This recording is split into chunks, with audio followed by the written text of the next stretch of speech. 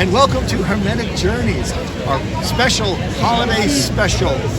I'm your host, TonyG, and this is our mystery guest, my brother, and he is Kenny, which makes you...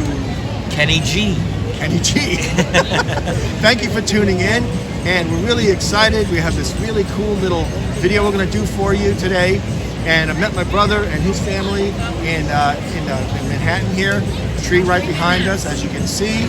And thanks to all those who have subscribed, all the new subscribers. My God, it's been a wonderful, wonderful event. And thank you to everyone who supported us over the years. And we want to wish you happy holidays. Now, before we go any further, how did this happen? Well, my good friend Tamas texted me and he said, emailed me actually, and he said, hey, I smell a Christmas special, holiday special. I said, okay, that sounds cool. Let's do one. So this is it. So before I introduce Tamas, we'd like to say happy holidays. Hey guys. Happy holidays. Come on in, quick, come on in. Come on in. Merry Christmas. Merry Christmas. Happy holidays. Happy holidays. Happy New Year. Happy Hanukkah.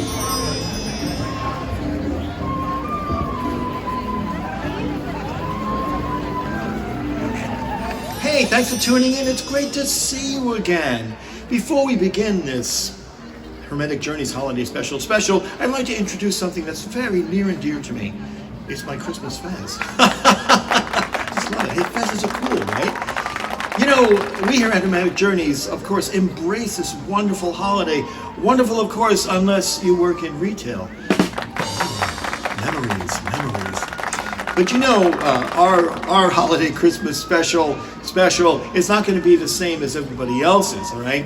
And because we do what we do, we'd like to explain some of the charming yet inexplicable customs and traditions we embrace each year. And in order to do that, we're going to revisit Emblem 12. Oh my God, whoa, Emblem 12, that was like 2 years ago. Right, because Emblem 12 has something to do with Saturn. Well, what does Saturn have to do with the holidays? Well, our dear friend Tamas is going to explain that. It's an ancient Roman custom called the Saturnalia, where some of our existing customs may have come from that. So the Saturnalia was a cheerful festival held in ancient Rome every year when friends and family members gave gifts to each other. It lasted for a week around the time of the winter solstice. Now, because of these circumstances, it was considered as the predecessor of our modern holiday celebrations, Christmas and Hanukkah. But it was much more than that. Truthfully, all social norms were turned upside down during the festival, which Tamas will elaborate further.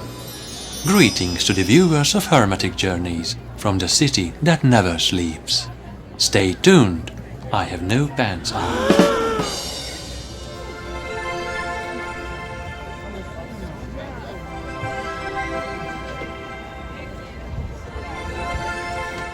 One of the main aspects of the ancient Saturnalia festival was the reversal of social norms, and this motive of inversion supports the Advaita interpretation of Saturn as the one who experiences the liberating glimpse, because the truth which is received in the glimpse brings with itself a point of view that is in many ways the opposite of what people normally perceive. Both Ramana Maharshi and Jean Klein talk about how we falsely think that we are inside a body, but in reality, this body and the world are inside us. Francis Lucille talks about the reversal of perspective, which he compares to looking at one of those ambiguous images made for children that can be seen in two different ways. First we only see a tree, then later we notice that the face of an angel is hidden in it. His example for the inverted perspective that most of us have is that we falsely attribute our happiness to objects. But the reality is that happiness is our true self, which reveals a fraction of itself in the state of desirelessness that we attain after the desired object is acquired. So the real cause of happiness is not the acquiring of objects, but the desirelessness that follows afterwards. Wow, Tamas always dives so very deep. He explored the aspects of the Saturnalia festival where social norms were reversed. Slavery, and I'm so sorry to report that the Romans had slaves, was postponed. So slaves were permitted to revile their owners, and it was also common that they dined together with their owners, or were even served food by their owners. Perhaps the Romans truly recognized their failings as slave owners, but I suppose we'll never know. Gambling, which was outlawed in Rome, was also permitted during the Saturnalia. And each household chose one of their children as the king of Saturnalia, whose instructions, like sing naked, everyone had to obey. So it was quite a party.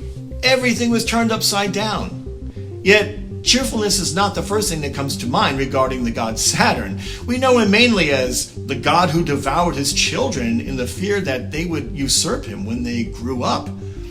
But according to Tamas, there is a much more friendly family interpretation of that myth.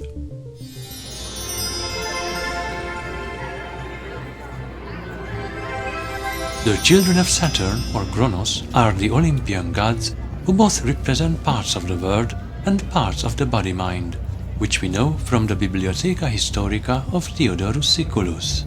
Saturn devouring his children means the ego trying to satisfy itself through bodily and mental functions.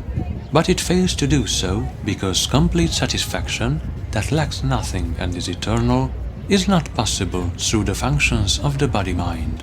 Then, after he exhausted all possible ways to reach satisfaction, one day he swallows the stone, which, similarly to the philosopher's stone in alchemy, represents the experience of awareness or the true self. And that is the liberating glimpse which triggers the sadhana or the path. Thank you, Tamas, for a fascinating glimpse at the Saturnalia and the god Saturn. And now, our friend Maddi is going to further explore the curious origins of some more holiday traditions, like the Yule log and Father Christmas. Take it away, Maddi. Thanks for inviting me to the festivities. You know, you may be celebrating like a Druid already and not even realize it. The winter solstice is probably the oldest festival known to mankind, predating most civilizations, but it was something that was celebrated by those people who relied on crops, which was basically everybody in the ancient world. So what was it to the Druids, to the Celts? It was known as Alban Arthon, the light of Arthur. Oh, thinking of the once and future king? Not so much. What light has to do with him? Look up. You might see Arthon Maur, the great bear, and Arthon Bach, the little bear. The constellations of Ursa Major and Minor up there, signaling a return toward summer, believe it or not. We have evidence that these things were celebrated by some stone monuments that still exist. Nope, not the pyramids. We're going back older than that. Nope, not Stonehenge, although that does have a winter alignment. It is mostly a summer-aligned henge. We're going back to Newgrange on the River Boyne in Ireland, where, on Alban Arthon, the sun comes in through the roof box, it travels down a 60-foot corridor and illuminates a boulder that is inscribed with a triskel, the triple spiral that was so sacred to the Celts. Some say it's the sun god entering the womb of Mother Earth. She then gives birth to the divine child. Sound familiar? Except they were talking about Mabon, but he's a story for another day. You might be familiar with the Yule log. The Yule log was taken from your own land and it was burned in your fireplace for 12 days. On the first day, no, let's not go there. I only have a little bit of time. When those 12 days were over, you extinguished it and you took the ashes, mixed it with your seed, and this imbued your spring planting with the power of the sun. You kept the remains of this Yule log for next year, thereby connecting the light of one year with the light of another. Got some evergreens in your house? They represent the battle between the Oak King and the Holly King. They fight twice a year. The Holly King won the battle at the summer solstice, defeating the Oak King. He's been gaining strength until now at his peak at Alban Arthon. This time he loses the battle, and now the Oak King will gain strength and come into full leaf for the summer solstice. Round and round they go. Who are they? The Oak King you may have seen represented as the Green Man, but the Holly King might surprise you. He's also known as Father Christmas. Have you been naughty or nice? One tradition you may not be following is that of the Mari Luid. She is a hobby horse whose head is a horse skull. She is adorned with a veil and all sorts of bling, and she comes a-tapping at your door. Now, beware of her, because she does like to steal and chase people that she likes around. However, if you are brave and you let her in, she is said to give you good fortune. So with that, I wish you Bendithion, the blessings of the winter solstice of Alban Arthon. May all your dreams come true this year. Thank you so very much, Maddi, for enlightening us on our holiday traditions. That was most excellent, really interesting. And now I'd like to do a quick review of Emblem 12, and we will see how this is linked with Saturn. Let's take a look at the motto of this very unusual and unique emblem, Emblem 12. The stone that Saturn vomited up after having devoured it in place of his son Jupiter has been placed on the Helicon as a souvenir for the mortals. I believe the stone that Saturn devours and then vomits out, that Count Michael is referring to, is the Philosopher's Stone, of course, right? Saturn represents the black phase of the alchemical process, and we see this in Steve's example from the interview he did for us in Emblem 20. Now, when Saturn swallows the stone wrapped in swaddling clothes, he believes this was his son Jupiter. Interestingly, his belly acts as an alchemical furnace to blacken the matter in which the Philosopher's Stone is hidden. And when it has been through the putrefaction of the black phase in Saturn's tummy, he vomits it out, and white light and purity comes out. This, of course, is the white stage of purification, just like Steve showed us in his work with the wet path of Artevius in the last video we did. Pretty cool. Finally, Count Michael employs the mythology of the ancients, where he says, the Saturn of the philosophers, who of course are the alchemists, produces Jupiter. Jupiter begets two children with Latona. Now remember Latona from Emblem 11? And they are Diana, who represented perfect whiteness and purity, and Apollo, who represented perfect redness. This represents the final or red phase of the experiment, as Steve demonstrated to us in his interview as well. And now our friends Nathan and Jake would like to bring you an intriguing musing concerning Emblem 12, or Saturn, and also as he was known as Kronos. Take it away, Nathan.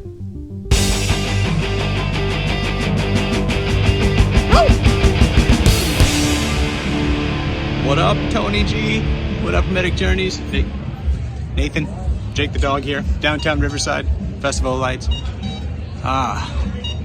The stone that the builder refused shall be the cornerstone. Yeah? Here we have Kronos, Saturn, rejecting the stone. Time, the builder of all things material, yeah? That aspect of divinity, right?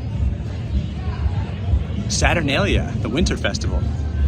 Well, we're the farthest away from the sun. Everything's dying, but love is still there. And that's where love is born, right? In our hearts and such. My friends, Merry Christmas, happy everything, much love, be well to each other.